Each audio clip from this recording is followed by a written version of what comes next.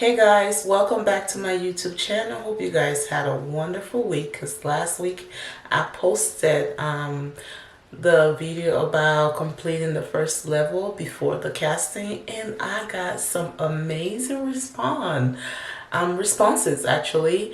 And I just want to say thank you to everybody and to the new subscribers. Welcome back. You guys are honestly my motivation for this whole YouTubing and content creating. I really do appreciate you guys for the words of encouragement and just you guys being there to watch what I put out and appreciate what I put out and be encouraged as well from what I'm putting out. I'm so grateful to you guys for that.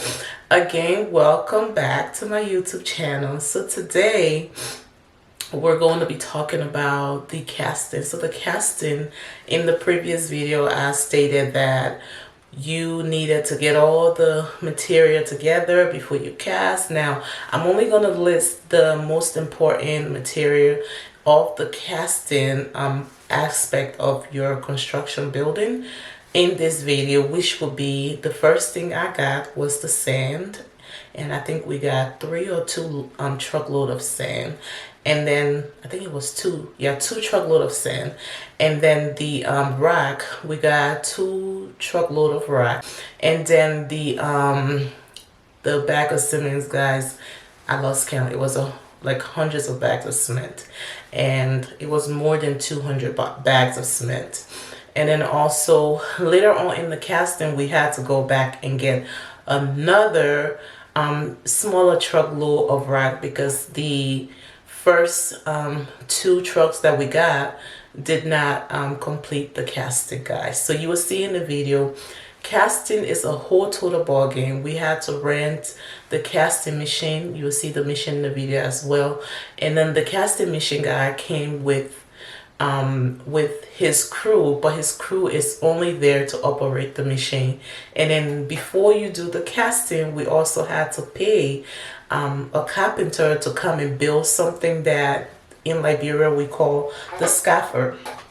So he built the scaffold, and after building the scaffold, the guy who was casting came in with his crew, tested the scaffold to make sure that it was strong, that the bucket that going to be carrying up the concrete load of cement will not fall and be damaged in any way or damage his machine in any way.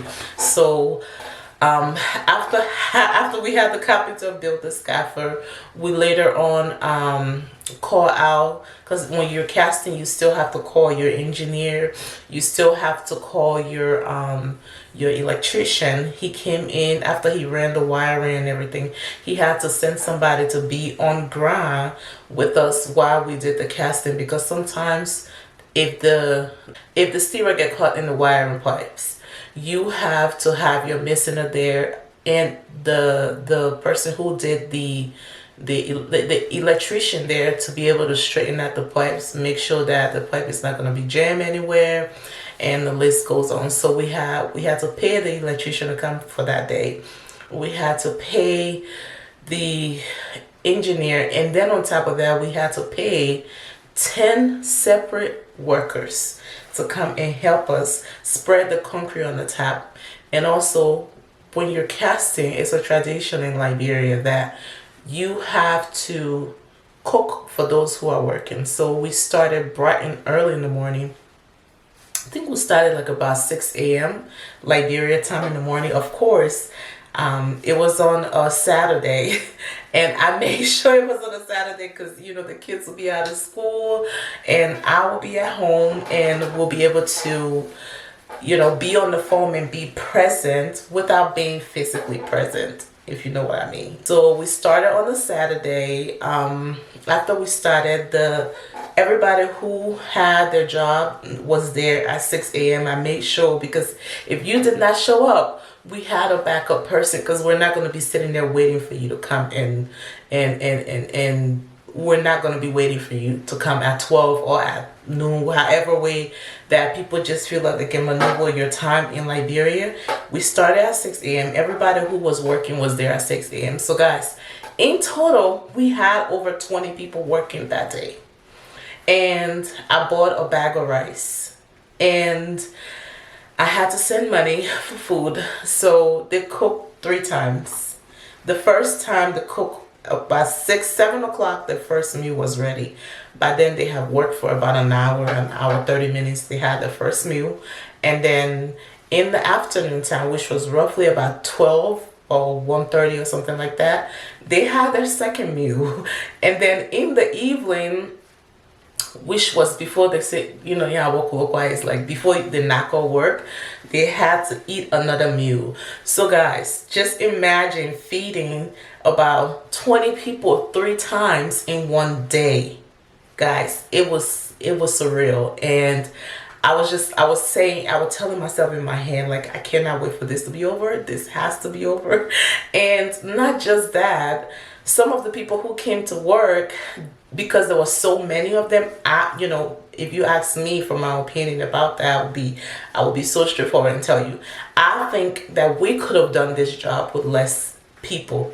But the engineer, my father, everybody who's been doing it before told me that it's better for you to have more hands than to be in the midst of the job and tell yourself, oh, I have to go and look for somebody else to help, or I need help from somebody, or I need to find somebody who will be able to do so and so job.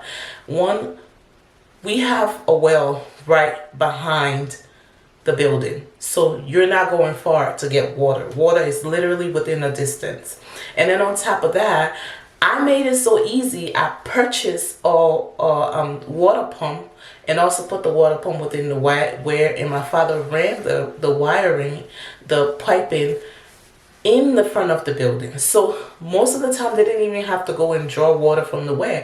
They were putting the generator on and pumping water directly into the gallon, and then because they had to measure it and measure into the thing to be able to get the right amount of water into the machine. So it wasn't like they were working so hard. They had gallons, they had barrels, they had, from my perspective, I think they had everything they needed. So we did not physically need 20 people. But again, this is how things goes in Liberia, and I'm not going to change it right now, especially not physically there, at the current moment. So I just kept quiet, and we did what we usually do. So guys, I'm so excited. This journey is such a blessing, even though it's so hectic. It's a lot of I wish I knew. A lot of things that I would have done different if I knew what I know now. But again, in life, you learn with experience, and you have to have experience at the end of the day to be able to make certain decisions that you are supposed to make as a person. And to grow, you have to have experience. So I'm glad, I'm so thankful for this experience, to be able to do this and share this with you guys. One big mistake that I would say that I made is underestimating my job, underestimating the material that was needed for that first level. And once that first level was completed, I had my pen and paper and I wrote down everything. I knew exactly the mistakes that I made and things that I wouldn't do, because remember, this is going to be a 3-story building. So this is just the first level. The second level, the third level still have to come. So I knew, things that I wouldn't do. For instance, I'm not going to have 20 people running around, and I'm not going to be cooking all day for 20 people, 3 times a day for 20 people the next time.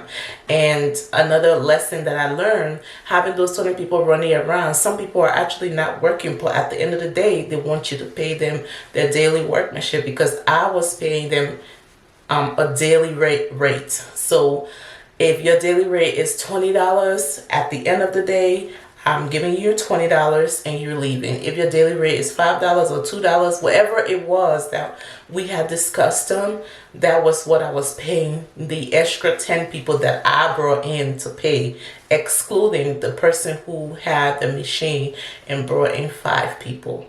And then the engineer, my carpenter, my electrician, and guys, I just said girl, guys, it was a lot to have to learn. But again, I learned, and I'm so happy to share this with you guys. So, stay tuned and watch the casting of the first level, guys. You will see how so disoriented most of them were. And then at the end, they were asking me, they were like, "Boss lady, you need to cut, what was it? I need to wash their face." So I was, because I know when I was roofing the building in the fans, when we did the first building, when it said I need to clean the eye, wash the face, I knew that that meant liquor. So I'm like, I just got through feeding these people for 3 meals throughout less than a 24-hour period, and now they're telling me, oh, they're done with the work, I need to wash their face. But once more, I had to wash their face. And washing the face just means, buying them something stronger to drink and go home to the family. That's on top of paying them. So casting was hectic for me, guys. I'm not gonna sugarcoat it. It was hectic, especially from buying everything in such huge quantity, like the cement, the rock, the sand, and then paying people to do the work before casting, like pre-casting, was a lot. But once more, I encourage you to continue to work on your project, because again, we have to develop our country. We cannot expect anybody else to do so. We cannot wait for the government to develop Liberia. And in America, guys, entrepreneurs build businesses. Entrepreneurs run this country. We know that. It's not the government that run this country. If you look at election time, and that's something I pay key attention to, during election time, the amount of commercial that you don't see other governmental features being in those commercial, guys. It's entrepreneurs, business owners, business people who will come up and say, oh, this person did that for me, that person did that for me, this tax break was able to help me so and so way, and so on. Guys, we need to create jobs for our people. We need to help our people, and development is key to helping our people. Once more, you guys have a wonderful day, and I hope you enjoyed this magnificent video.